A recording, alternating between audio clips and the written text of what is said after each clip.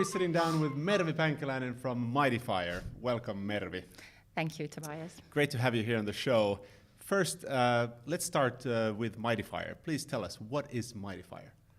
So Mightifying is a positive peer communication application for classrooms with measurable impact.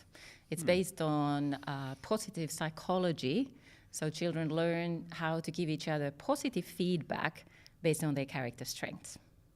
Wow. And why is that needed in the world? Well, if we go and Self-explanatory, I guess. Had to ask. I guess there is never enough positive feedback in this world, I would say. But if we look at OECD's research, they have studied quite a lot with PISA, students' academic performance, and now they are also interested in students' well-being. And they have highlighted anxiety and bullying as the main threats to student well-being globally. And we can't afford that to happen, because when we have anxiety and bullying, children lose all their creativity, their innovativeness, and also it has impact on their ability to learn. So we really need to make sure that bullying and anxiety is, tackled somehow, and social skills and all this positivity is key to that. Okay, so quite a few benefits then for... You might say that. So if we think about the value prop of Mightifying, so for the kids that seems pretty clear. And how about the schools? Is it something that you sell to the schools directly or to the kids directly? We sell directly to schools and also to cities. So to educational directors in different cities, both of those.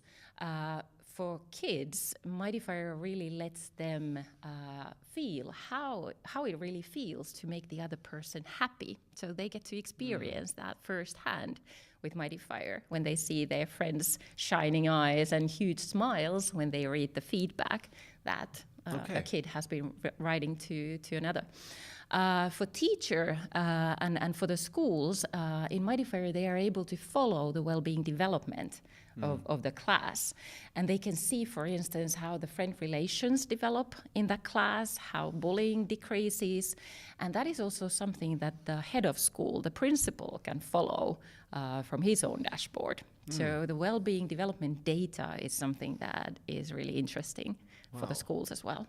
Principals with dashboards, that's pretty interesting idea. It didn't used to be like that when I was young. It sure wasn't. My background is in business development, brand development, innovation, and from that, dashboards were quite a natural add-on to Mightifying as well. So obviously we saw the positive impact that it did, but we wanted to really nail it down to a report, to a dashboard, so that everybody can really see the change. Yeah, I'd like to ask more about how the app worked, but let's first delve a little bit back into your background. You mentioned that you worked first in business, so please share a little bit about your background and how you came into this. So I've been always working both as a consultant and on corporations, always changing from side to side, not really knowing that which one would be the perfect fit. But really, after doing several years of innovation work, working with innovation cultures, leading change and transformation projects, that got me thinking that, whenever you want people on board, well, it's always better with positivity than with punishments and negativity. That's one thing. But the other one is that when we started to develop, let's say, any brand, we want to improve any brand, we always ask the users first that what makes this brand special, what is so valuable in it that you had to have it. Whereas compared to that, when we usually want to develop people, we invite them to the yearly development discussions, and then we start pinpointing on their weaknesses. And I started thinking that why don't we ask from people around you that what makes you special, because they already know. So, Mervi, please tell us more about how the app actually works, because it sounds so good. It sounds almost too good to be true. So how does it really work? So it is very, very simple, and it has been co-created together with teachers and students in Finland. super happy about that opportunity to be able to spend time in schools actually together with them. So basically, a teacher logs in first to her own profile and starts the Mightifying round, as we call it. And that means that she first selects a question to help the children to give feedback to each other. It could be a question like, describe how your friend succeeded in biology lesson this week, or how did your friend, what were your friend's highlights during recesses this week, or something that guides the thinking for the kids. And then the teacher, secondly, randomizes all the students to each other. So it's just a button that mixes the students together in a random way. And then it shows that, well, these two were a pair the last time, so if you want to change them. And this randomization means that it comes as a surprise for the students who they will be writing the feedback this time, and also that who will be writing to them. Mm-hmm. And they just love that surprise. and that really makes it that we have the impact of increasing the friend relations. Because you need to be able to give positive feedback to just anybody in the class. You never can tell who it's going to be. So that way you feel that, we have never spoken to each other, but now you wrote me this a wonderful thing, so I think we're friends. Yeah. So that's pretty good. But basically when teacher has opened the round, randomized the children, then the children log in for their own profiles. And first thing is that they see the name of the friend who they will be writing the feedback. And then they need to select from a 10 character strengths that teacher has pre-selected for her own group. And from those strengths, just select one or two, and they are something like kindness or bravery or persistence, creativity. And then once they have selected that, they need to explain that, where did I saw you practice creativity this week? For instance, in the biology, project, you did something really creative. You combined this and that in a way that other kids hadn't really thought about. So that is the biggest learning point here. It's the biggest learning point for me as a writer, because when I put it down in words, I really understand that, that was it. That was creativity. And also for the receiver, when they have just, lived the situation and didn't think too much about it. And then they read it afterwards thinking that, somebody really valued my behavior. That was creativity. And then I'm likely to do that all over again later on. Then they collect stars once they give the feedback to each other, and teacher might make a play out of that once we have enough stars as a class, then we can do something, fun for everybody. But the basic idea is that everybody gets good feedback on every round, so it is very equal, It takes everybody into consideration. And there is one special thing as well, that when teacher randomizes the kids, the teacher can play with that order. So if teacher knows that these two have been bullying each other maybe, then teacher can put those two to give each other positive feedback. And when we ask kids that, is it hard to give feedback to somebody that you have just been, arguing with, they tell that, yeah, it is really hard, but when I really think about it, I can come up with some positive things about the other person. And then I start feeling that the argument is somehow, going away. So it has a good impact. And I remember when you and I used to do workshops together, and it was around culture, typically brand-driven culture or innovation culture. And we did this little exercise when at the end of the workshop, everyone had to give positive feedback to one person. So let's say if there were 8 people in the group, we went around the whole group, and everyone had to say one thing which they appreciated about the person, like genuinely. And people cried, like many people cried. And so my question is, doesn't this work, and shouldn't this also be working with adults in work environments? I remember those moments, and I think we were astonished that the people just, still kept on having those teary eyes during lunch or during dinner later on. It had such a powerful impact on them. Yeah. And yes, all throughout the Mightifying journey that we've been developing Mightifying for kids, we've been approached by companies asking that, when can we have this for our workplace? because the internal culture, the feedback giving skills and internal communication, it's never 100%, amazing anywhere. Yeah. So it works, the whole principle of this positive feedback, it works no matter if you're a baby or a grandfather. So now that we were able to come out with our browser version for Mightifying, we actually did give that as a pilot for a handful of companies here in Finland. And now we will follow them for some months and learn from their experiences and really, go and observe every now and then and learn how they feel, where did it work, where it didn't work, what they wanted more, etc. And then we will need to make a decision whether to go or when to go and how to go with that in the future. Cool. I remember seeing, and I see constantly, you're winning awards, you're getting different kinds of nominations, even from around the world, which is really impressive. And let's get back to that in a few minutes. I want to ask about the impact that it has, because obviously it's having some real impact. Otherwise, you wouldn't be doing so well and getting all this attention, I guess. So what can you really, share that would be like real results, and why should teachers and why should we as a society like really get more into this? So now, when 2017 ended, we really stopped and took a really hard look on the impact that Mightifying has had throughout the year for the students that we have worked with. And as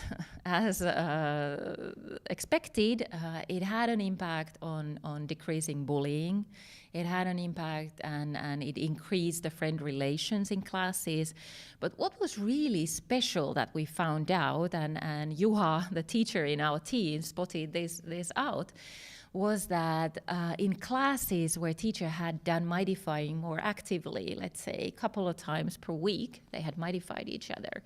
In those classes, the children's engagement towards school and their enthusiasm to go to school either stayed the same or increased through the time.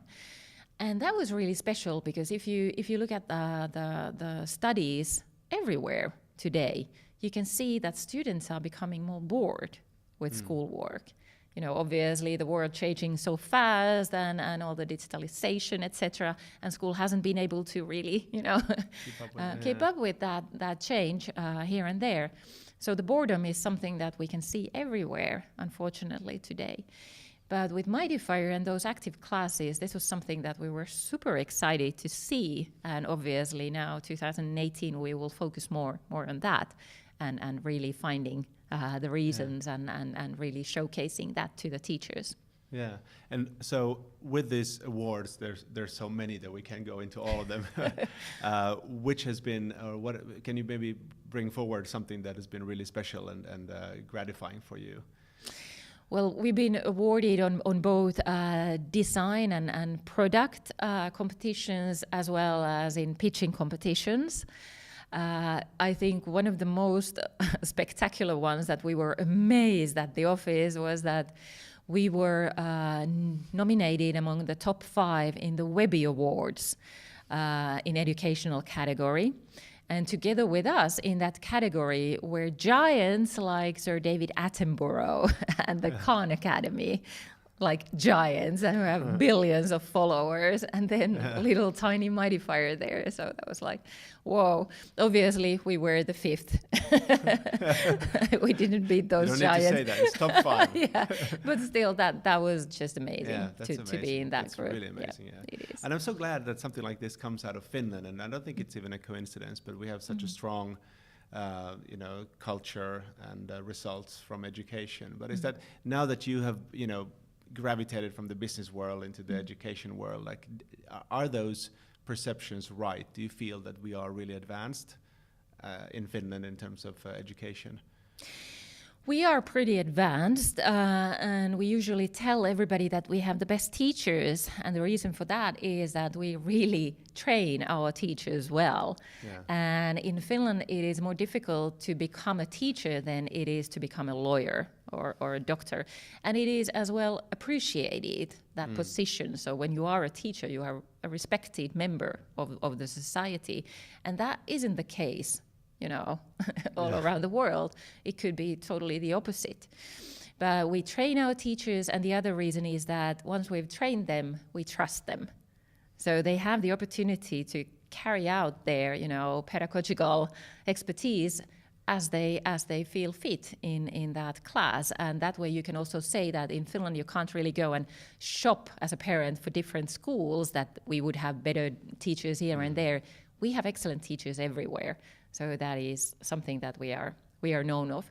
And obviously, because we're a small market, it's very good to, experiment here, try something new. And now with the new curriculum that has been for a year and a half already in Finland, that is something significantly different that everybody else in the world is doing. And we are at the spotlight right now. Everybody is looking at how are we doing with the new curriculum? What is the change that happens? Yeah. And what happens for us in PISA surveys, for instance? Do we keep on staying on the top group, or what happens? Yeah. And so I have to ask also, how has it been for you personally becoming an entrepreneur? Talk a little bit about that. Like, how has it been the journey for you? Not just the company, but also for you personally, moving from a corporate career toward being an entrepreneur. Being an entrepreneur is a tough job, as you know. It is something that you eat and drink and you breathe for 24/7 all the time. There is no free time because your brains are constantly thinking about new opportunities. Yeah. So it is tough, and obviously it is something that you can go and make your dreams come true and start pursuing your dreams, being an entrepreneur.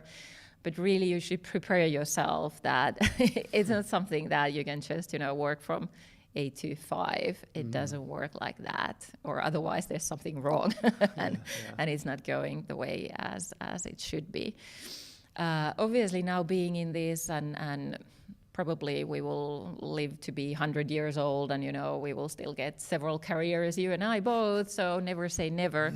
But right now this is the best thing that I could have ever imagined doing. Waking up every day, I just can't wait to get to the office and start working with the team. So it is so hugely rewarding to know that you're doing something that is really doing some good to other people. That is the best thing. Yeah, I can really relate to that well. I mean, I remember the day, it's been 9 years since I became an entrepreneur, and I remember, I don't know how to put that in similar feeling. I mean, it's you take a lot of crap, basically. You have to put up with so much, and it's so different from just having a job and going home and leaving everything. But it's so gratifying. Like you're just like, I've been wondering a lot. Do you think that it's something that anyone can get into, or do you think you have to be born into it, or do you think both you and I have kind of both corporate careers behind us and entrepreneur experiences? What do you think? Like, is it something that everyone can be an entrepreneur, or should if they want to be an entrepreneur? I don't think it's for everyone. I don't think that. I have several people around me that would never even think about it. It's not for them. And then if you feel it is for you, then I think the critical thing is to find the team. The people that can really complement your strengths and have a different strength set and skill set to really combine and make a winning team. Alone, it's pretty hard, and since we're not perfect, hard to imagine, but we're not. And you just need to do a lot of self-evaluation and really understand that these are the things that keep me going, but then there are a lot of other things that, as an entrepreneur, I should be doing, but they're not my, cup of tea. That's really something that I excel. So then finding people who love those and to have that as the team around you, then I think there you have the the bricks there to really make it happen. Great. And onko sulla jotain, mitä vielä sä haluaisit, mä kysyn? Ei. Okay. Meillä on nyt semmoinen 20 minsaa matskua. Wow. Joo. No siinä on jo. Onko jotain Mutta mä ajattelin muuten voidaan tehdä yksi outro ja sitten voidaan katsoa sanotaan lisää. So thanks so much. One final thing, where can people find you? What should they do if they want to either work for you or just get in contact with you, or most importantly, start using the app? So then you need to go to our website, mightifying.com, and there is an orange button, if I remember correctly, where it says "Let's start." That is the place to go. That's the place to go. Let's start. That's the place to go, and register your class there. If you want to get in contact with me, you can find me under the Let's Start button and my contact details there. Great. We'll add some contact details as well for the video part and then for the podcast as well. So thanks so much. Always so inspiring to talk to you, Mervi, and good luck with everything. And as you said yourself, we shouldn't say goodbye. We should say let's start. Let's start Mightifying. Thank you so much for this opportunity. It's been a pleasure. Thank you.